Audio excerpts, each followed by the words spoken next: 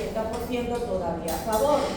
Si yo tengo un paciente que tiene un infarto y compromete el 40% de su musculatura cardíaca, quiere decir que solamente tiene un 60% a favor.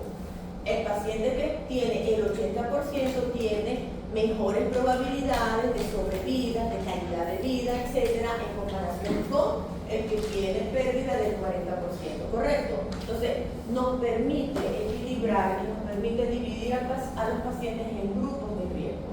Si ustedes tienen un paciente en odontología, en donde le van a hacer una microcirugía, una exodoncia simple de una pieza dentaria, y el paciente es joven, es saludable, pero tiene una patología dentaria que amerita una exodoncia, muy probablemente ese paciente tiene menos riesgo de complicaciones que si el paciente fuera diabético, que puede generar infecciones, ¿correcto? O trastornos de cicatrización, o si el paciente es hemofílico y tiene riesgo de sangrado. Son factores de riesgo en esos pacientes. Entonces, esto es importante considerarlo, ¿entendido?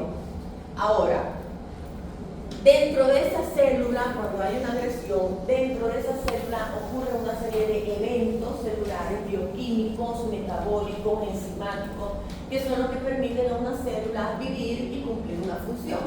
En una célula hay síntesis de proteínas, metabolismo lipídico, formación de ARN mensajeros, transcripciones de ADN, ¿correcto? Porque eso es lo que, de eso es que vive una célula, ¿cierto? Entonces, cuando en una célula hay un daño estructural, es decir, daño a nivel de mitocondria, daños lisosomales, daños nucleares en su contenido genético, etc., se va a comprometer no solamente modificaciones en su forma y tamaño, que es lo que llamamos cambios morfológicos, sino también van a haber cambios funcionales, que repito, que es lo que nos va a expresar a la enfermedad en síntomas y signos. Si yo tengo una célula que está modificándose en forma y tamaño, como el tejido se forma por el agrupado de células y el órgano por los tejidos, toda modificación en forma y tamaño de la célula puede reflejarse en el tamaño y forma del órgano. Ya lo vimos. Si nosotros tenemos, por ejemplo, una glándula prostática que está experimentando hiperplasia, hipertrofia de la glándula, porque la célula está aumentando en tamaño y en número, el órgano también va a aumentar en tamaño y número, ¿correcto? En tamaño y volumen. Si agarramos una próstata normal y la medimos y la pesamos, va a estar más pequeña y menos pesada que una glándula prostática que está experimentando hiperplasia o hipertrofia prostática. Entonces, todos los cambios microscópicos se pueden observar o reflejar en un cambio macroscópico. Microscópico, a través de un microscopio óptico necesitamos un instrumento para ver esos cambios micro, mientras que macro no necesitamos un instrumento, sino que lo podemos ver directamente, ¿correcto? Tienen un paciente con una prótesis dentaria que le está causando, no se ajusta adecuadamente, le está provocando daño, agresión a sus encías. Esas encías, las células comienzan a experimentar por daño, por agresión, un cambio de reactividad. No solamente comienza un proceso inflamatorio per se porque está viendo una lesión, sino que ese epitelio que remite a la mucosa gingival va a experimentar hiperplasia de las células, como defensa, como respuesta de reacción a esa prótesis que está causando daño. En consecuencia, que vamos a ver una mucosa gingival agrandada que sobrepasa los límites dentarios, que está propenso al sangrado, muy frágil, muy inflamada. Es decir, que los cambios microscópicos se ven y se reflejan en un cambio macroscópico. ¿Sí quedó claro el concepto? Cuando hablamos de sintomatología, que hablamos de manifestaciones clínicas, síntomas y signos, hay diferencia entre ellos.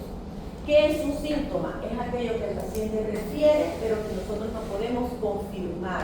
Debemos creer en el paciente. Doctor, ¿me duele? O ustedes, médico, ¿me duele? Doctor, porque nosotros le decimos doctor, mi doctor le digo doctor. Doctor, de todas maneras el término de doctor es un título, no es exclusivo del médico. Los abogados pueden ser doctores, los doctorados, listo. No haga la aclaratoria porque es un término, pero es cierto, no es un término exclusivo del médico, sino que es la titulación de un estudio de posgrado.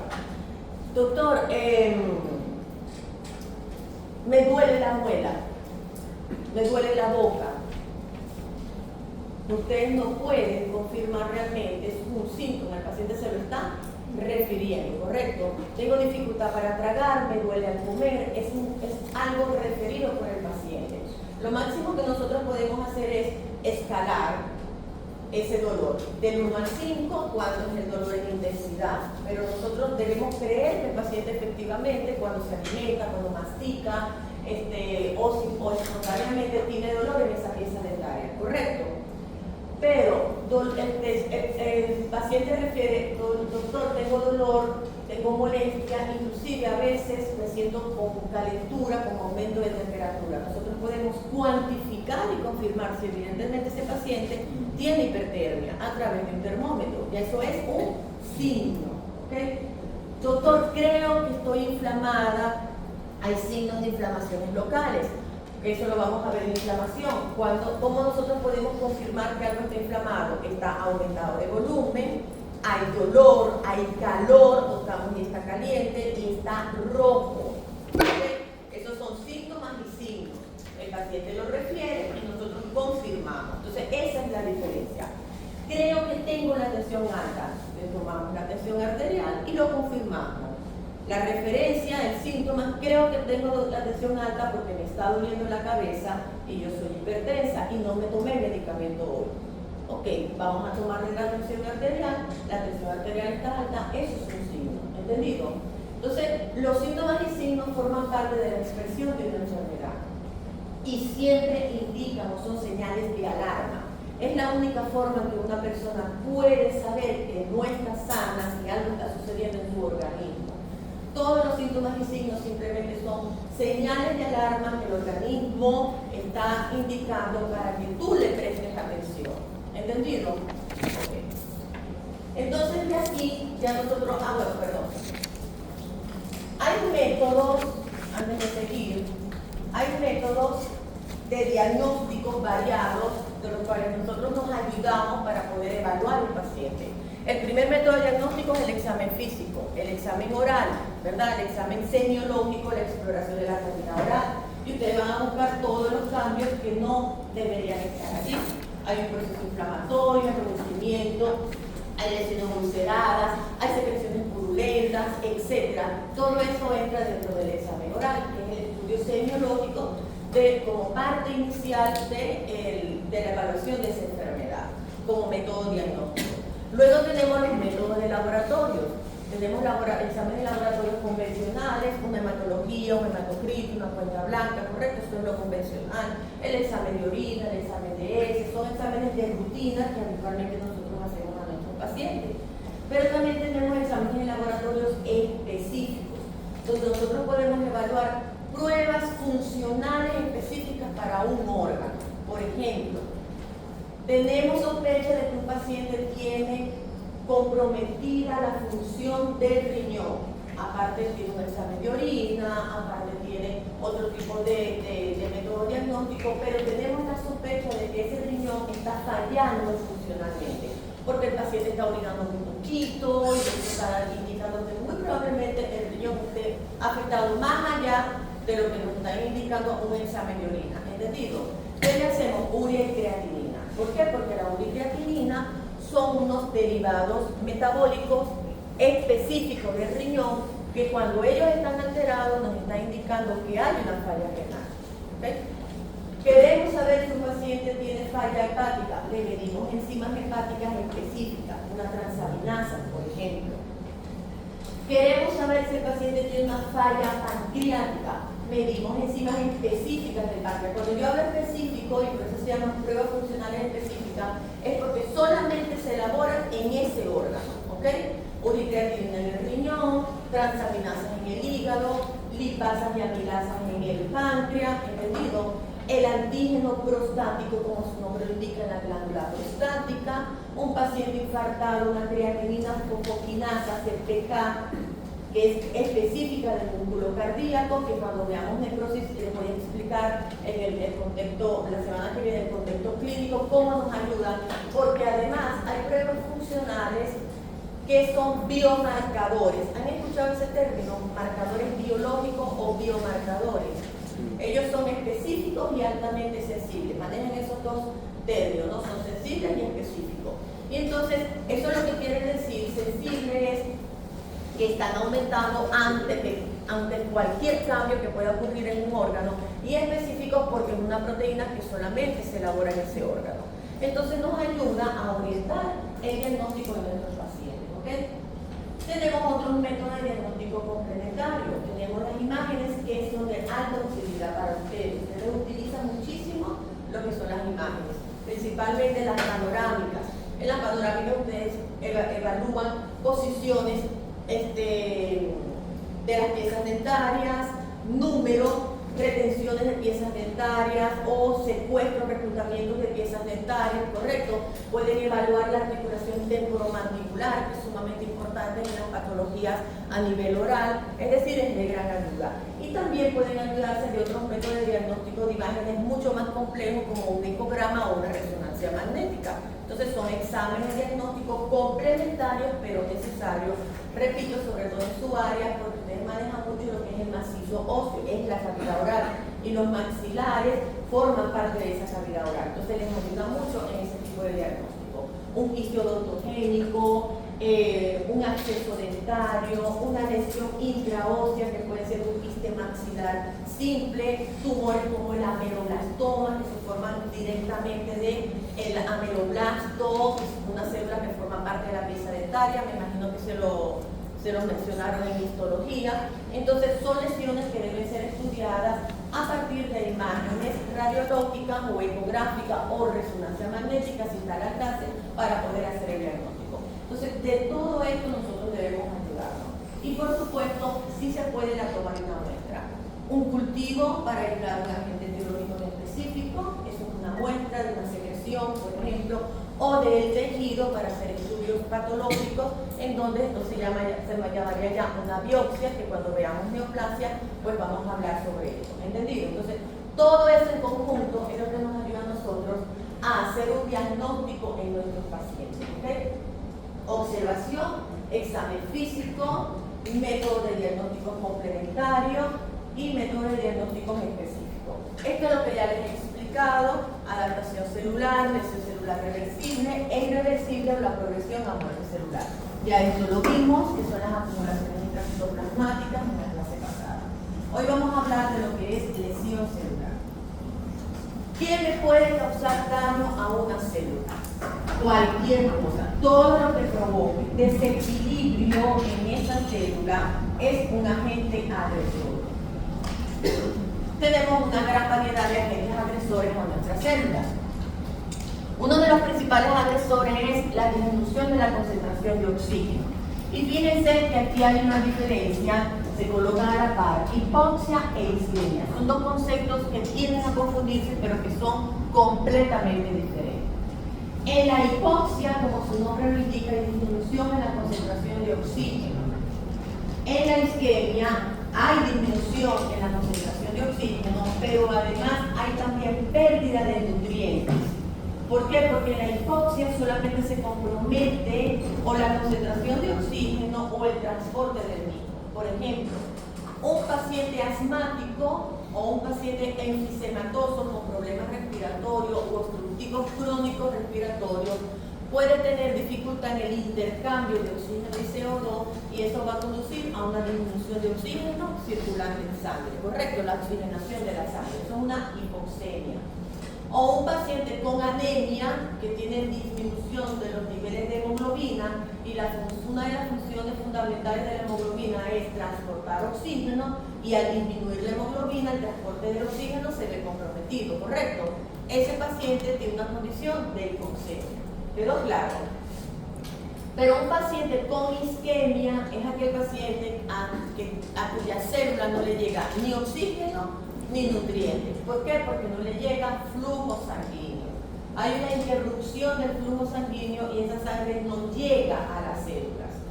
¿Qué me puede provocar una interrupción del flujo sanguíneo? Cualquier masa que me obstruya la luz vascular. un trombo, un coágulo que me obstruya la luz vascular, no me va a permitir el paso del flujo sanguíneo.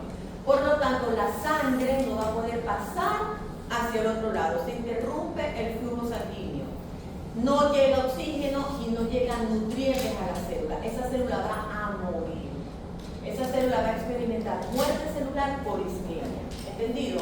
Y es lo que nosotros vemos en los infartos, principalmente. En el infarto del miocardio lo que ocurre es un taponamiento de las arterias coronarias que no le lleva sangre a las células miocárdicas y por lo tanto esas células van a morir. Eso es lo que es isquemia. Entonces, en ambos, tanto en la hipoxemia como en la isquemia, hay disminución en la concentración de oxígeno, pero en la isquemia además no llegan sustratos ni nutrientes a la célula porque no hay flujo sanguíneo, hay interrupción del flujo sanguíneo. ¿Okay? Cuando hablamos del monóxido de carbono, esto es porque ese monóxido de carbono desplaza en algunas condiciones el oxígeno y se pega a la hemoglobina. Entonces no se produce oxihemoglobina, sino que se produce carboxihemoglobina. Por ejemplo, estas personas que se encierran en el carro, en el auto, tapan los tubos de escape, cierran las ventanas y ese gas se acumula dentro de la cabina para suicidarse, ¿correcto? Ahí lo que hay es un acúmulo de CO2 dentro de la cabina. Ese CO2 es el que empieza a inhalar porque no está entrando oxígeno en ese aire. El carro está cerrado y además se está acumulando ese desecho que debería ser eliminado dentro de la cabina del carro. El CO2, por competencia, desplaza al poquito oxígeno que hay y se pega a la hemoglobina. Entonces no se va a formar oxihemoglobina, sino carboxihemoglobina. Este paciente va a desarrollar hipoxemia, al final va a tener una hipoxia total y ese paciente va a fallecer. ¿Entendido? Eso es un envenenamiento por monóxido de carbono. Cuando hablamos de soluciones hipertónicas, hablamos de soluciones como la solución fisiológica normal, con altas concentraciones de sodio, y se le dice hipertónica porque el sodio atrae agua. Entonces, cuando nosotros estamos hidratando a un paciente, le estamos colocando su solución y le estamos pasando solución fisiológica hipertónicas o solución fisiológica sódica que contiene gran cantidad de sodio, esta va a provocar en el cuerpo de ese individuo atracción del agua, retención del agua.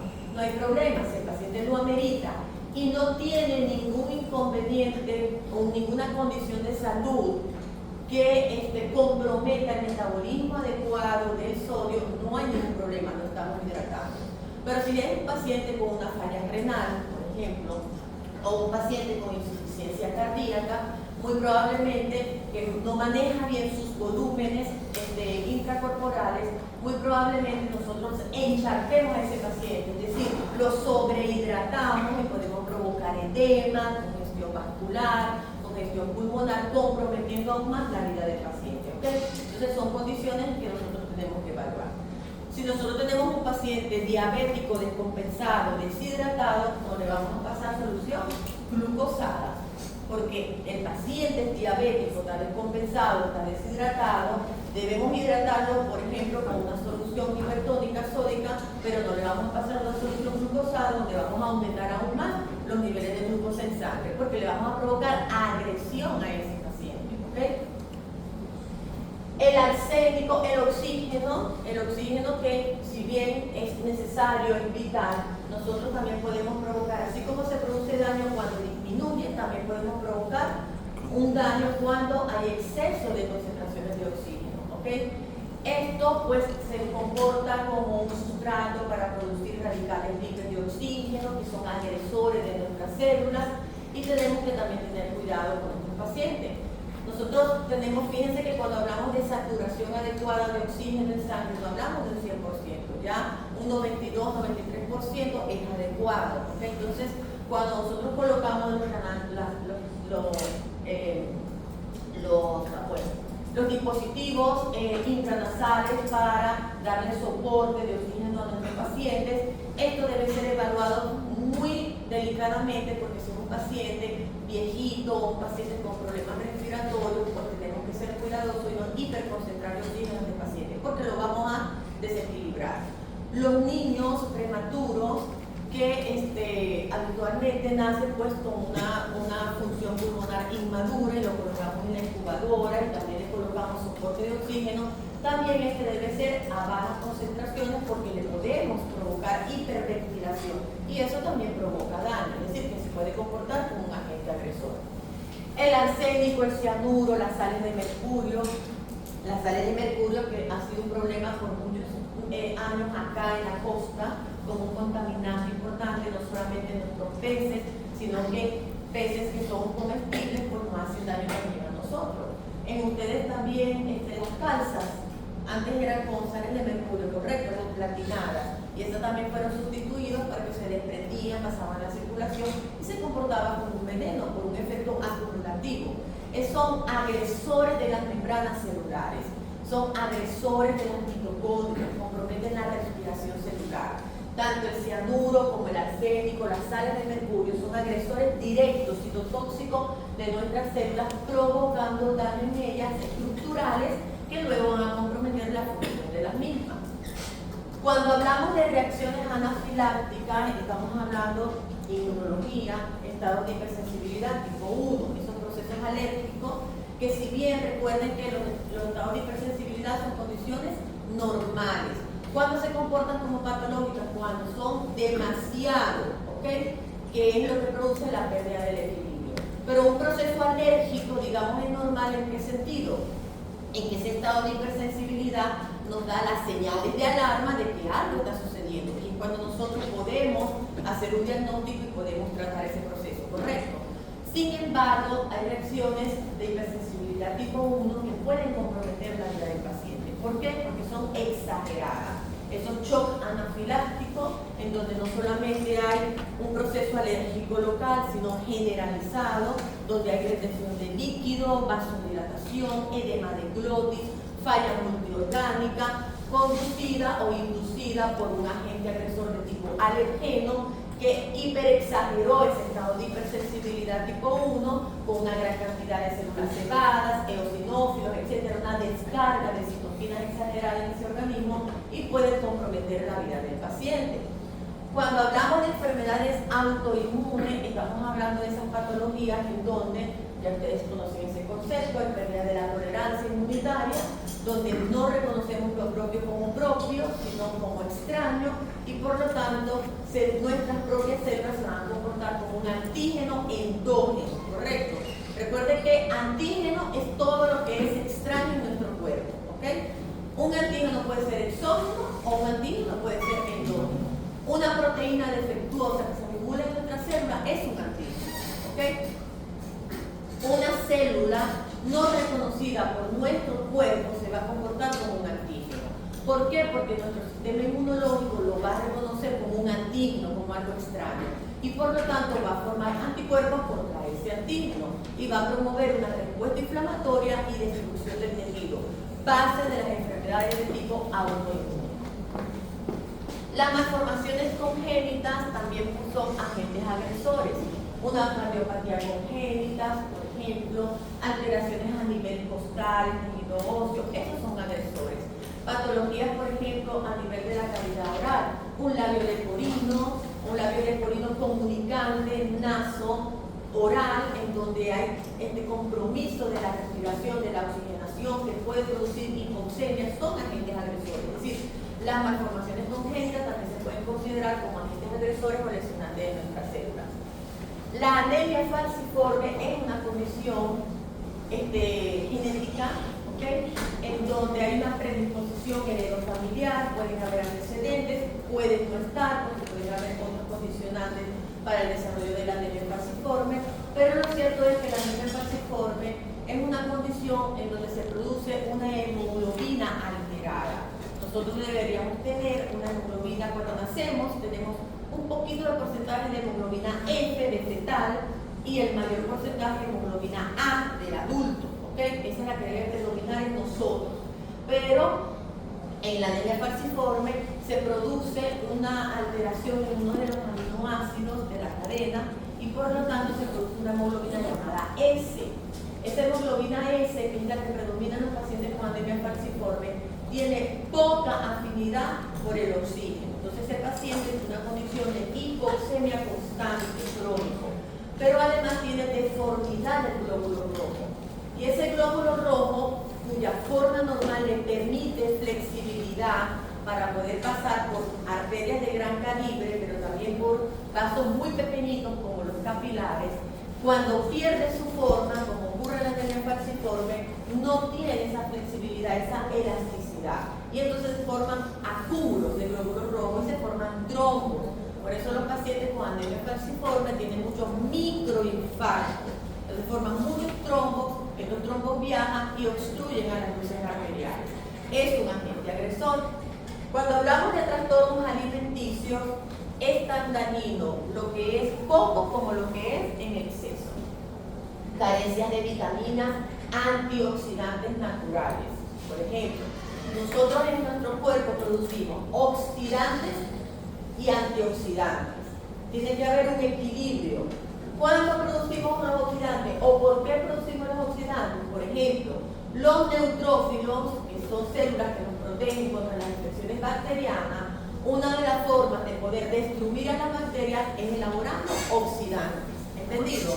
Pero al mismo tiempo nuestro organismo produce antioxidantes para mantener el equilibrio. Cuando ese equilibrio se pierde y predominan los oxidantes celulares, se produce más daño que beneficio. ¿Sí quedó claro? Entonces, nosotros podemos ayudar a nuestro organismo a elaborar oxidantes naturales, como son la vitamina A, la vitamina C, la vitamina E, la misma vitamina D que nosotros activamos con los rayos solares, son antioxidantes naturales. Lo tenemos en los vegetales, lo tenemos en las frutas. Cuando tenemos carencia de estos alimentos, de estos nutrientes, nosotros vamos a tener un desequilibrio en estos oxidantes naturales y antioxidantes. Cuando podemos también, por ejemplo, lo mismo, nosotros podemos tener hipovitaminosis, pero también podemos tener hipervitaminosis. Si recuerdan, en bioquímica, las vitaminas se las dividieron en vitaminas hidrosolubles y vitaminas liposolubles. Y la diferencia es que los hidrosolubles, el exceso tú lo eliminas por la orina, porque es hidrosoluble. Tú tomas mucha vitamina C, la orina se pone amarilla, naranja, estás eliminando la vitamina C que no estás utilizando, porque es hidrosoluble. Pero las vitaminas liposolubles se almacenan. Entonces, tú tomas vitamina A, tú tomas vitamina E, y tú debes después reposar, tener un periodo de descanso, porque la vitamina A y E que no utilizaste la estás almacenando. Posteriormente, en el periodo de reposo, vas a utilizar la reserva y luego, 2 meses más adelante, vuelves a tomar tu vitamina A y tu vitamina E. Por eso es que hay pacientes que no toman vitamina E porque se intoxican, comienzan a tener lesiones de la piel, un sarpullido, la piel se les pone áspera, no se sienten bien porque hay una hipervitaminosis de vitamina E, ¿ok? Y los pacientes con hipervitaminosis de vitamina A se ponen amarillo, es lo que llamamos hipercarotemia. Y de hecho, en poblaciones en donde se comen muchas frutas ricas en vitamina A, como lo es el mango, como lo es la papaya, como lo es el apio, la uyama, que son ricos en vitamina A, tienden a tener una piel amarilla debido a hipervitaminosis de vitamina A. ¿Entendido? Y a la final este se va a comportar como un antígeno y va a provocar daño en nuestros pacientes. La inadición, obviamente, si se produce, les dije, se produce daño tanto cuando hay exceso, cuando hay disminución o carencia. Cuando hablamos de inanición, cuando no hay sustrato. Si esas células no tienen sustrato para poder cumplir sus funciones de membrana, restituciones de proteínas de membrana, síntesis de proteínas, de lípidos, etc., esa célula va hacia la muerte. Se va a hacer no funcionar.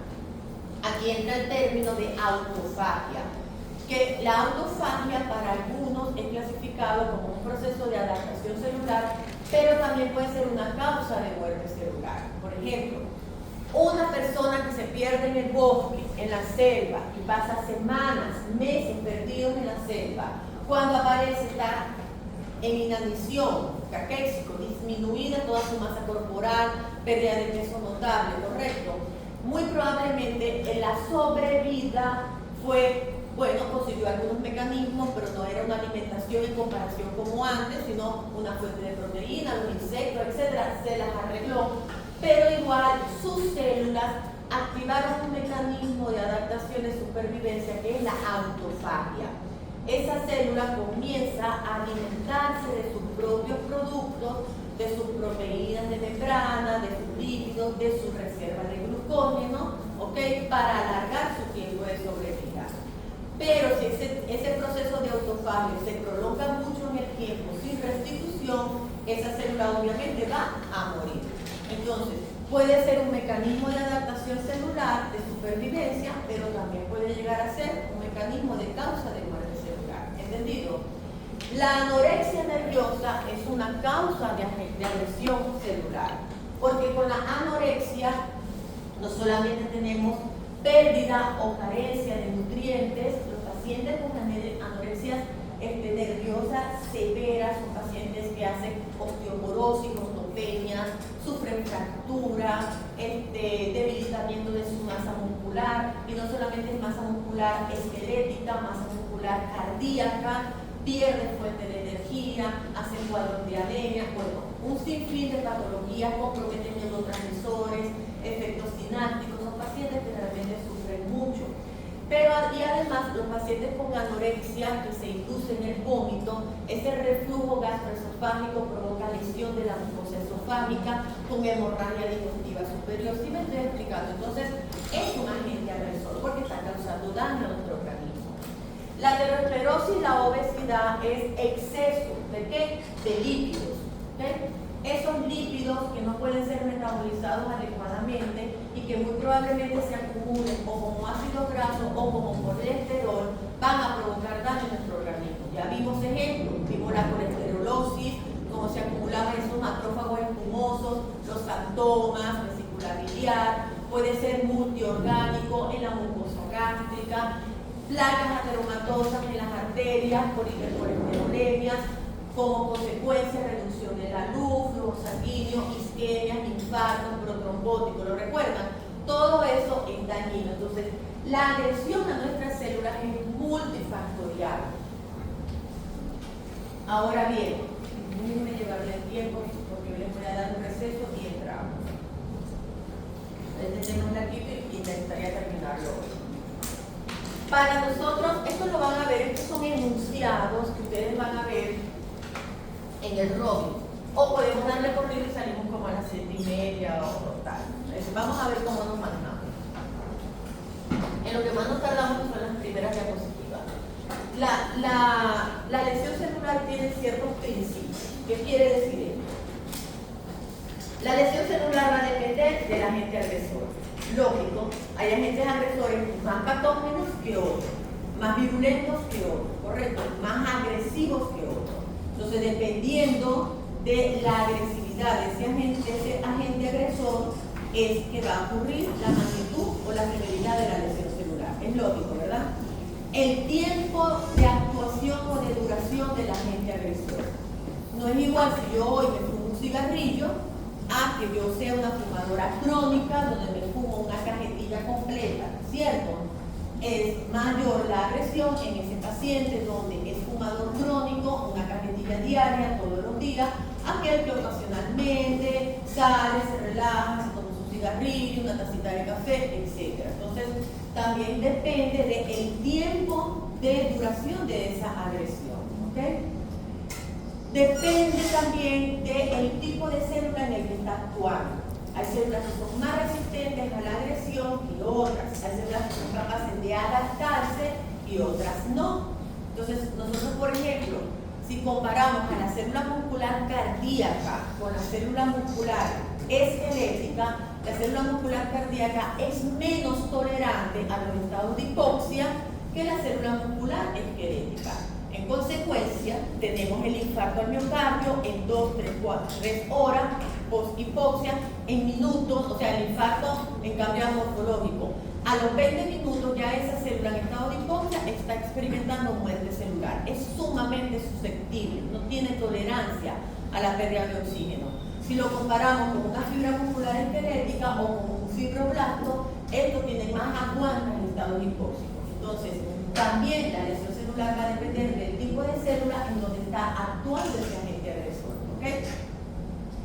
Cuando hay agresión a una célula, no se daña una organela citoplasmática, se van a dañar todas las organelas citoplasmáticas. Es un efecto sistémico. Así como cuando hay daño de un tejido, muy probablemente se dañe el órgano y probablemente se dañe el aparato y sistema completo. ¿Okay? Entonces, cuando hay agresión en una célula, va a fallar una de las organelas, pero en consecuencia, como efecto cascada, se van a ver comprometidos todas las organelas citoplasmáticas con compromiso de la función de esa célula, como vamos a ver más adelante. Hay organelas citoplasmáticas que son dianas y fundamentales en el daño de la célula. La mitocondria, que es donde se genera la energía celular, y la cadena respiratoria, correcto. Por lo tanto, cuando se daña la mitocondria, hay un daño celular importante. El retículo endoplasmático rugoso, porque compromete la síntesis de proteína, y casi todo nuestro cuerpo, todas las células, membranas celulares, hay proteínas, enzimas proteínas, hormonas son proteínas, factores de crecimiento son proteínas, los anticuerpos son proteínas, ¿entendido? Entonces, cuando hay falla del retículo endoplasmático rugoso, es una organela sumamente importante. Y por supuesto, el contenido genético. Cuando hay daño de la membrana nuclear con ruptura o lesión de nuestro contenido genético a nivel de la histona, esa célula está sufriendo un daño permanente. ¿Entendido? Entonces, esas tres organelas son fundamentales cuando hay daño a nivel celular. Y por supuesto, los cambios morfológicos que van a ocurrir en esas células cuando hay ese daño funcional y estructural, muy probablemente son a destiempo. Me explico. El paciente hoy está teniendo un infarto al miocardio. Si en ese justo momento yo le tomo una muestra de miocardio, probablemente yo todavía no voy a ver los cambios morfológicos. Estos cambios morfológicos yo los puedo ver 3 o 4 días más adelante. No sé si me estoy explicando. Están ocurriendo ya el daño bioquímico, metabólico, la hipoxia, pero todavía la expresión en su morfología no se están dando. Entonces, no van de la mano. Primero ocurre el daño funcional y posteriormente es que van a ocurrir los daños estructurales, al menos visibles por nosotros. ¿Okay? Entonces, no van de la mano, hay un destiempo en esos cambios. ¿Okay? Vamos a seguir. Yo creo que es mejor que le demos un corrido y salgamos.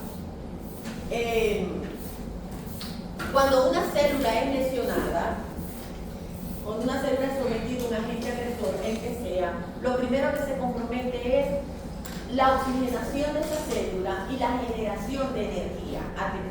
¿Okay? Y nosotros tenemos varias estructuras en nuestras células en donde dependen del ATP, depende de esa generación de energía para funcionar. Inclusive en vías metabólicas catalizadoras nosotros necesitamos ATP.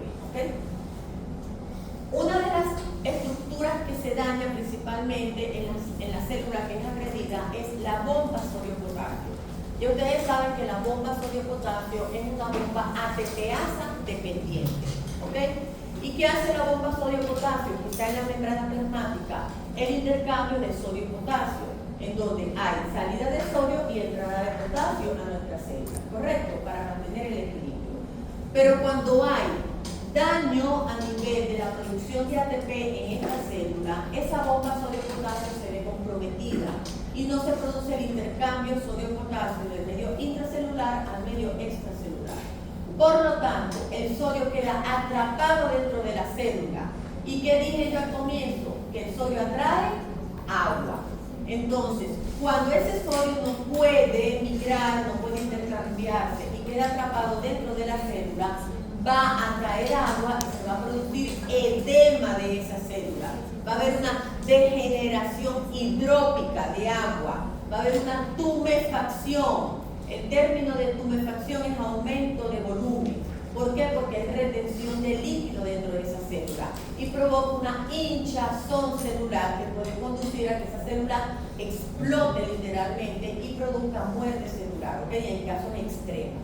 ¿Qué es lo que ocurre en los pacientes? Entonces nosotros, ¿cómo está un ahogado? Hinchado, ¿verdad? Hay una pérdida del equilibrio hidrópico en ese intercambio, hay mayor retención de sodio, hay mayor retención de agua, ¿entendido? Entonces, esa célula va a experimentar tumefacción celular, hinchazón celular por retención de sodio, porque hay compromiso de la bomba sodio-potasio dependiente de ATP. ¿Entendido? Por otro lado, a nivel mitocondrial, vamos a tener que una de las organelas dianas que experimentan daño por lesión celular, en esa mitocondria donde se da a cabo el ciclo de Krebs, la producción de ATP, la cadena respiratoria, en donde vamos a tener una serie de síntesis de proteínas sumamente importantes para la vitalidad de esa célula. Esa mitocondria se va a ver afectada. Y dentro de las afectaciones están disminución en la síntesis de ATP. Entonces, tenemos disminución en la síntesis de ATP, por lo tanto, esta pérdida de energía va a comprometer otras funciones celulares como la que ya vimos, bombas sodio-potasio. Cuando nosotros hablamos de edema celular, no solamente hablamos de edema citoplasmático, hinchazón de la célula, sino que las membranas celulares también se van a ver edematizadas. Las membranas mitocondriales, la membrana del retículo endoplasmático liso, la membrana del retículo endoplasmático rugoso, la membrana nuclear. Va a haber edema generalizado en esa célula. Cuando hay edema de la membrana del retículo endoplasmático rugoso, que es donde se da la síntesis de proteínas, los ribosomas se desprenden y se va a comprometer la síntesis de proteínas en esa célula. ¿Qué quiere decir? Que dentro de los cambios que ocurren en esa célula que está siendo lesionada, va a haber además disminución de la síntesis de proteína. Y si tenemos disminución de la síntesis de proteína, no vamos a tener renovación de receptores de membrana, no va a haber restauración y mantenimiento de la célula, porque como dije anteriormente, todas nuestras células son proteínas. Pero las proteínas están disminuidas porque hay compromiso y edema de las membranas del retículo endoplasmático rugoso, por lo tanto la síntesis de proteínas está disminuida. ¿Entendido? Entonces, disminución de la síntesis de ATP a nivel mitocondrial, compromiso de la bomba sodio-potasio, edema, hinchazón citoplasmática, hinchazón celular, edema de membrana, retículo endoplasmático rugoso alterado por el edema de su membrana, desprendimiento de ribosoma, disminución de síntesis de proteína. ¿Ok? Hasta aquí todos estos cambios son reversibles. Hasta esto todo lo que he mencionado hasta ahora. Ese mismo edema va a provocar no solamente alteración ese mismo edema va a provocar alteraciones en las membranas plasmáticas, donde ya sabemos que hay daño de la bomba sodio-potasio, pero además va a comprometer el intercambio de otra molécula, que es el calcio. El calcio, que también es intercambiable, comienza a acumularse dentro de la célula, es decir, aumenta la permeabilidad de la membrana plasmática por edema, y esa molécula, el calcio que está en el medio extracelular, comienza a entrar libremente hacia la célula y comienza a acumularse.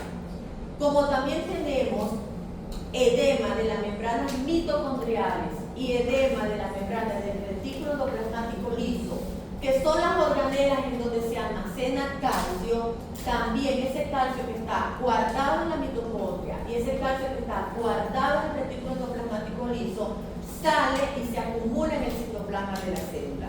En consecuencia tenemos aumento de calcio citosólico. ¿Por qué? Porque aumenta la entrada de calcio de afuera hacia adentro, aumenta la liberación de calcio del retículo endoplasmático liso hacia el citoplasma y aumenta la liberación de calcio de la mitocondria al citoplasma.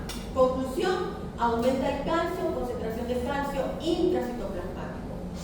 Y el calcio es citotóxico, promueve caída de pH con acidosis citoplasmática. Y la acidosis es contra vida de la célula. ¿Entendido? Acá estamos viendo cómo esa lesión celular va progresando. Pérdida de ATP, daño de bomba sodio-potasio, retención de agua, tumefacción celular, disminución de síntesis de proteína, acúmulo de calcio intracitoplasmático, acidosis celular.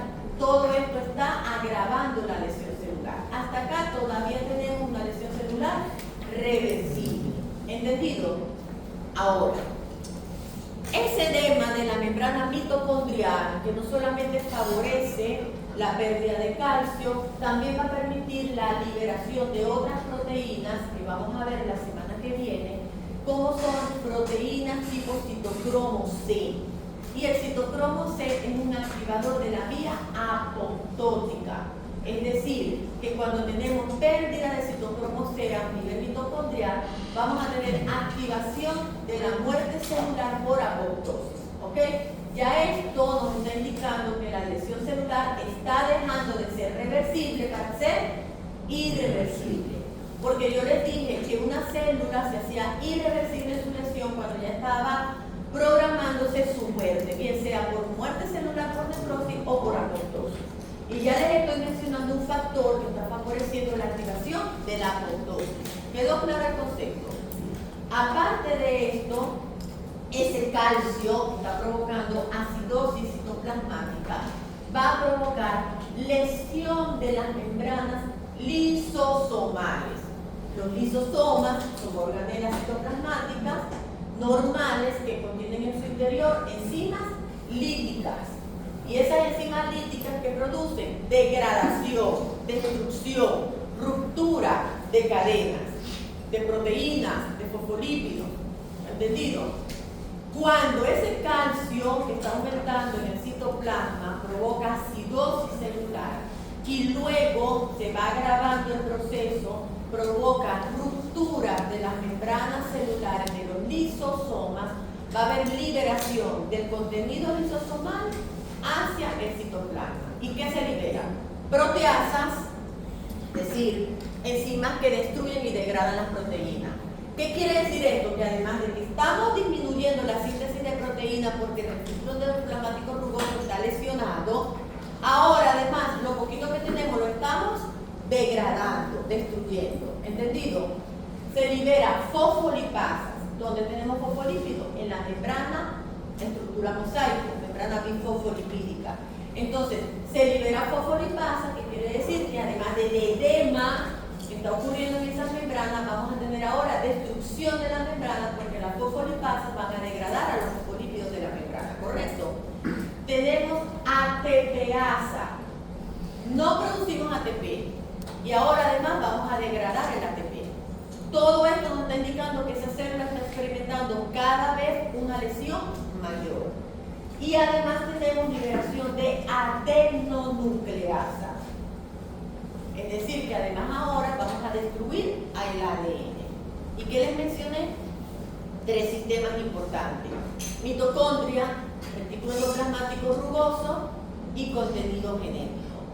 Entonces, en el momento en que se produce lesión de las membranas lisosomales, con la liberación de estas enzimas líticas a ese medio celular, con la destrucción de proteínas, fosfolípidos, ATP y ADN, esa célula está experimentando una lesión celular irreversible. Esa célula está guiándose hacia una muerte celular segura. ¿Quedó claro ese concepto? Entonces, muerte celular, la línea entre lesión celular reversible y irreversible es muy delgada, es muy finita. Sin embargo, se puede categorizar o determinar qué eventos todavía son reversibles, recuperables y cuáles son irreversibles. Reversibles: disminución en la síntesis de ATP, alteración de la bomba sodio-potasio, la liberación de los ribosomas del retículo endoplasmático rugoso, la hiperacidosis citoplasmática por hiperconcentración de calcio. Hay algo que me aumenta más también la acidosis: la activación de la glucólisis en condiciones anaeróbicas. Porque recuerden que tenemos daño en la mitocondria, que no solamente compromete la producción de energía, sino la cadena respiratoria. Entonces, la formación de oxígeno baja y me pone a la célula en condición anaeróbica y sin energía. Entonces, la célula se ve obligada a activar la glucólisis, pero en condiciones anaeróbicas. Y el resultado final es ácido láctico y piruvato. Y eso me va a agravar la acidosis celular. ¿Ok? Pero eso también es reversible. Irreversible: liberación de citocromo C a partir de la membrana mitocondrial, en donde se produce un canal, un conducto que permite la salida de esas moléculas como el citocromo C a nivel de la mitocondria, destrucción de las membranas lisosomales con la liberación de todas estas enzimas que les acabo de mencionar y por supuesto daño del ADN. Esos tres eventos son irreversibles. Esa célula va a una muerte celular por necrosis o por apoptosis, ¿ok? Ustedes van a leer en el libro de Robbins, acá tienen la membrana de la célula, la membrana plasmática, mitocondria, retículo endoplasmático y la concentración de calcio, aumentándose en la célula, en intracitoplasmático, porque aumenta su entrada del medio extracelular, la liberación a partir de las membranas mitocondriales y la liberación a partir del retículo endoplasmático liso. En consecuencia, degradación de las membranas lisosomales con la liberación de todas estas enzimas líticas y lo más grave, endonucleasa con destrucción del ADN o de la cromatina nuclear. ¿Okay? Eso es representativo de ilustración de lo que les acabo de mencionar. Mitocondria con sus dos membranas, externas e internas, crestas mitocondriales, cadena respiratoria, fosforilación oxidativa, generación de ATP, pero además el aumento de la permeabilidad de esa membrana por edema produce un canal que se llama un canal de conductancia, que es un canal de conductancia o de transición, que promueve la liberación de proteínas como el citocromo C. Y como veremos la semana que viene, el citocromo C es activador de la apoptosis o muerte celular por apoptosis. Una línea imaginaria entre lo que es los cambios reversibles y los cambios irreversibles, ¿ok? Esa es una toma, una imagen que se toma de Robbins también. Una célula está normal, experimenta lesión celular, puede recuperarse y recupera el equilibrio y vuelve a la normalidad siempre y cuando la lesión sea reversible y se controle al agente agresor. Mientras no se controle al agente agresor, la lesión va a estar allí presente. ¿Okay? Por eso que todo tratamiento debe ser basado en un buen diagnóstico del agente etiológico, porque es allí donde hay que actuar. Mientras nosotros trabajemos en los resultados, en las consecuencias y el agente agresor siga, por supuesto la enfermedad va a continuar, ¿ok? O esa célula es lesionada y puede experimentar, no se recupera y puede experimentar muerte celular, bien sea por apoptosis o bien sea por necrosis. Esto ya se lo mencioné, ya esto se lo dije, esto simplemente es un esquema, todo esto se lo mencioné, igualmente acá. El paso de lo que es reversible y ya de lo que es irreversible. También se los expliqué, la hiperacidosis, todo esto. Acá, este término, saponificarse de jabón. ¿Qué sucede? Que cuando esa célula muere por necrosis y la membrana celular se rompe, todo lo que estaba dentro de esa célula se va a liberar afuera. Y entre esos está el calcio. El calcio que se acumuló adentro durante el proceso de lesión se libera hacia afuera. Y hay ciertas regiones de nuestro cuerpo que es muy rico en grasa. Cuando esa muerte celular ocurre en ese tejido adiposo, la mezcla de calcio y de aceite, que es el aceite de la grasa, se producen como unos granos de jabón que se llama saponificación. Y entonces es como si viéramos polvo de FAP sobre ese tejido adiposo como producto de la necrosis o muerte celular. Pero es por esa reacción química entre el calcio y la grasa. Eso es lo que se conoce como saponificación, que puede clasificarse como parte de una clasificación distrófica. Recuerden la clasificación patológica, ¿no? Metastásica y distrófica. Recuerden que yo les hablé de clasificación distrófica y les dije que ocurría en células muertas, pero con niveles de calcio normales. Vayan leyendo, ¿oyeron? Porque el tema es denso. Y en el infarto tenemos marcadores, biomarcadores, acá está lo que les mencioné, CPK-MB, fracción MB, CPK-MB. Les voy a explicar esto rápidamente. CPK quiere decir creatinina-focofinasa. Tiene una fracción específica, MB, MN, ¿ok? ¿Por qué? Porque la MB es específica del músculo cardíaco y la MN es específica del músculo esquelético. Recuerden que ambos son músculos estriados, pero uno es estriado cardíaco y uno es estriado esquelético. ¿Entendido? Cuando un paciente con infarto al miocardio experimenta lesión celular irreversible por isquemia, se obstruye una coronaria y no llega sangre, esa célula miocárdica va a morir, ¿cierto? Y va a morir en una condición patológica que es la necrosis, lo veremos la semana que viene. Lo cierto es que cuando esa célula miocárdica muere y se rompe su membrana, así como hay liberación de calcio y de todo lo demás, también hay liberación de proteínas específicas, como lo es la CPK-MB. Quiere decir esto que las concentraciones de esa proteína en un paciente que está experimentando un infarto al miocardio o muerte de su célula miocárdica va a tener aumento de niveles de la CPK-MB en sangre. Quiere decir que este es un biomarcador que nosotros podemos utilizar como diagnóstico en nuestros pacientes en el que estamos sospechando que está teniendo un infarto. ¿Sí me estoy explicando? Sí. Porque ese paciente, si realmente está sufriendo un infarto, va a tener aumentadas las concentraciones de esta proteína en sangre. Me está indicando que sí, que efectivamente sus células miocárdicas están muriendo. ¿Quedó claro? En la CPK-MM es lo mismo, pero en músculo estriado esquelético, en lo que se conoce rhabdomiólisis. Y esto fue un boom cuando empezó el spinning, que era una actividad muy llamativa. Empezó a surgir muchos pacientes con daños renales y con rhabdomiólisis por deshidratación e hiperacidosis de la célula muscular. Entonces la persona se montaba y no se hidrataba y salía una clase y seguía la otra y hacía 3, 4, 5 clases continuas en un día. Deshidrataba su músculo, lo estaba sometiendo a un estado hipóxico en condiciones anaeróbicas, además no bien hidratada, y se producía entonces una hiperacidosis.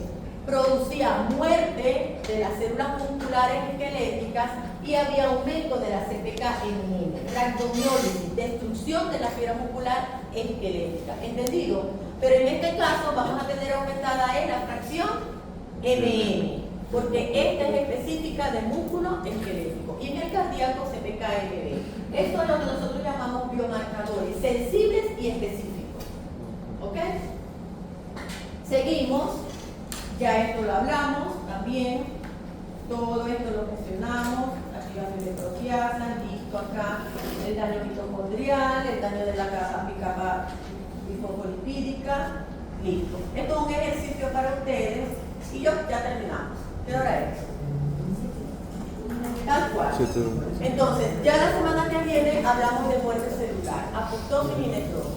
Y recuerden que para la semana que viene, hasta la semana que viene es el examen. Es decir, que en la semana 5 es el examen. Estamos en la semana 3, ¿correcto? Sí. Busquen el parcelador, ahí está. De hoy a 15 días es el primer examen. Adaptación, acumulación